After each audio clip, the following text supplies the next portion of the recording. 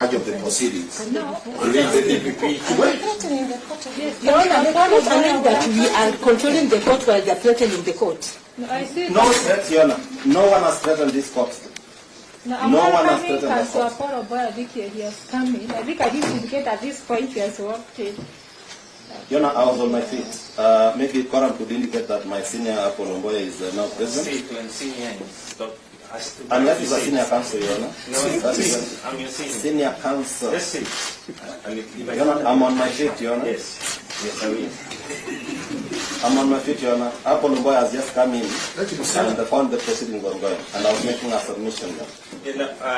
Your Honor, I think decorum in court, and this one I'm talking about. We have to address the court with some dignity. Okay, you cannot attack a judicial officer from the bar without making a formal application, putting an affidavit, indicating the reasons why a judicial officer. Objection, Your Honor. I'm still on my feet. I'm still on my feet. Objection, Your Honor. You know what? I've been a CEO of the Law Society of Kenya. And the same behavior. It was a failure that removed you from there. Don't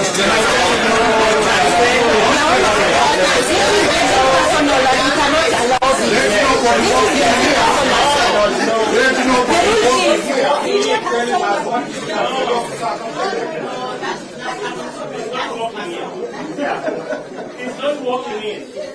And Your Honor, some of the councils have actually been misconducting themselves by even making certain allegations to the media. Just a minute, including yesterday, just a minute, counsel. Which we shall also bring to the attention of this court. Just a minute, counsel. All I was saying is that I'm acknowledging on record you have walked in because I noted that when you're doing the ruling on whether the court has jurisdiction, you are absent. So that shows now you have come in.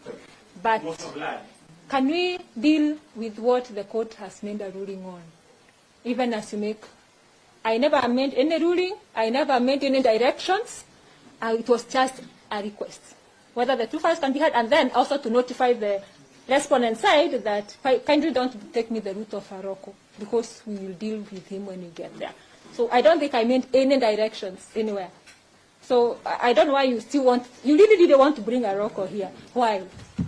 Why do you really want to bring Aroko? The counsel for the first respondent, just concentrate on your client. Leave Aroko out of this. Because I think you really want to force Aroko here.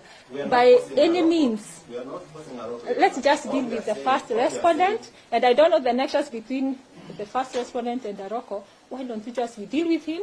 Then after that, once we get to Aroko, we'll deal with Aroko. We are dealing with the file that is before you. Yes. And the file that is before you just finalize.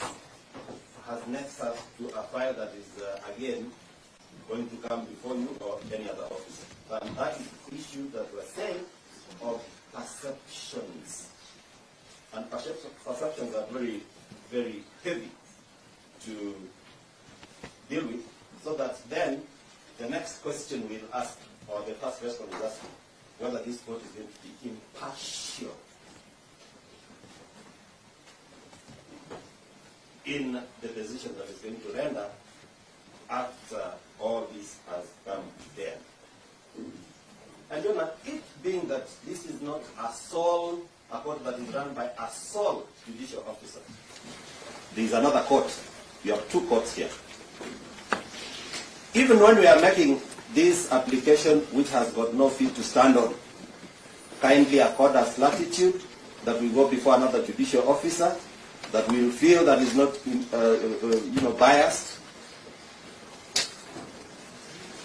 and ventilate our issues there, where we will be discussing about the issue, whether or not 30 working days should be granted for the first respondent to be held as they do the investigation.